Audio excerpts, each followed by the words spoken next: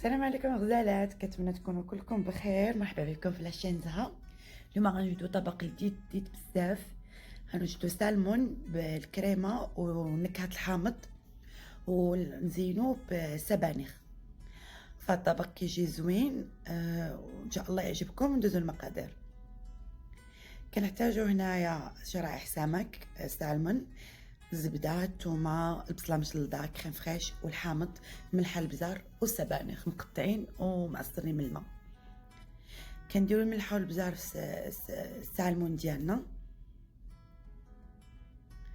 شويه ديال الملح وشويه ديال البزار من الجهات بجوج. من بعد غنسخن المقله، كندير شويه الزيت ضروري ملي كنخدموا بالزبده باش ما كتحرقش.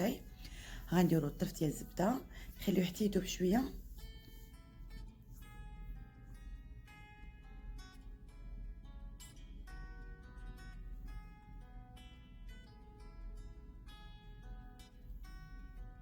وهنا غادي نضيفوا شرائح ديال السالمون على الجهه ديال الجلد، هي الاولى. ضروري هاد الطريقه هذه حتى كيطيبوا لنا وكياخذوا اللون زوين وكيولي داك الجلد مقرمش. عاد كنقلبوهم صافي، انا غير كنقلبهم ثواني قليله وكنزيد نحيدهم باش يكملوا لي الطياب في الكريمه، لانه كما كتعرفوا السمك ما كيبغيش الطياب بزاف. فالغرض بين حنايا القشره هذه تقرمل صافي. وغادي نحيدو دابا من المقله.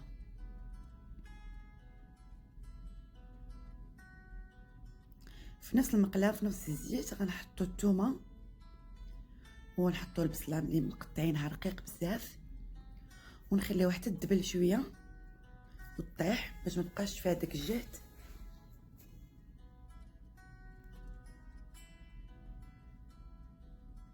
كنضيفو شويه الملحه وشويه البزار، كنعدلو الملحه ديالنا على حسب الذوق.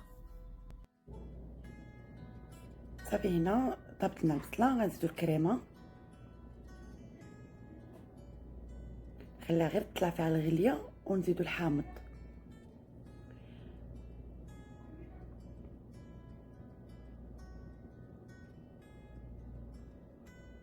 صافي هنا بدات كتغلي لنا شويه، غنزيدو الحامض.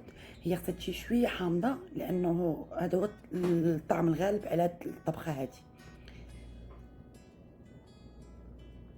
صافي كنرجعو داك السالمون لفوسط الكريمه باش يغلي فيها ويتشرب الطعم ديالها. كنخليو واحد الدقيقه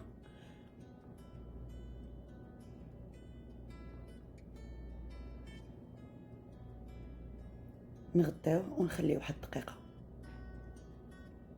هنا ندوزو للسبانخ حتى ما كيوجدوا في اقل من دقيقه.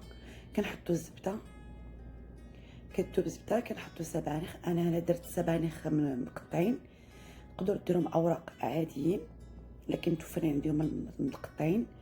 درت معهم راس ديال الثومه والبزار والملحه، وكنزيد فيهم شويه ديال الكريمه، وكنزيد فيهم حتى هما شويه ديال الحامض.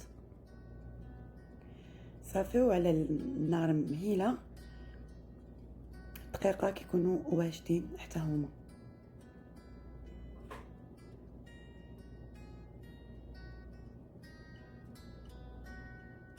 صافي هنا كيكونوا وجدوا عندنا السالمون حتى هو هنا وجد عندنا. كنزيدوا له شويه بارميزون في الغليه الاخيره صافي، وكنطفيو عليه. هنا واجد عندنا.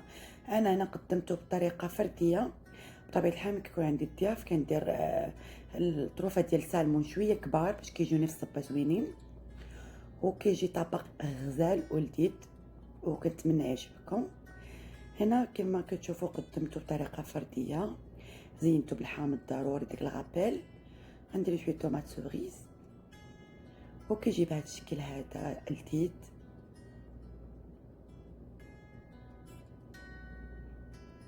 شوفوا كيجي هشيش ولذيذ بزاف وساهل في التوجد. يعني قبل ما يكونوا الضياف عندك، قبل ما يتحط الغداء او العشاء كتوجديه، وبصحه وراحه. ومن بعد وصفه جديده.